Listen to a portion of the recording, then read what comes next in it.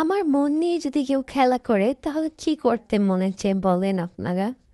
এই যে রাতে বাসায় এসে দেখি মুরগির মাংস আর পোলাও রান্না করে রাখছে। তো এতদিন ডায়েটে ছিলাম, তো আজকে ডায়েটের 12টা। তো এর পিছনে সবচেয়ে বড় শত্রুতা আমি করেছি আমার আব্বা। তাকে মনে চায় আমার কি করতে আমি জানি না। সে আমাকে প্রবচন দিয়েছে, তুই সমস্যা নাই, একদিন খা, একদিন খা। একদিন খেলে তো ডায়েটিং এর কিছুই হবে না।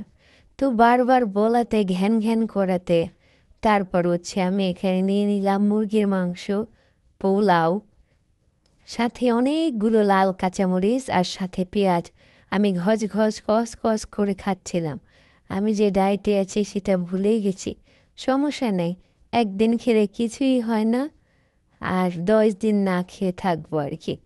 মানে এইসব ভাত রাইস পোলাও টোলাও খাবো না আর কি। যাই হোক, মুরগি মাংসটা পোলাওটা খুবই মজা হয়েছিল, খালি একটু তেল কম হয়েছিল। ডায়েটে আছে এটা ঠিক আছে।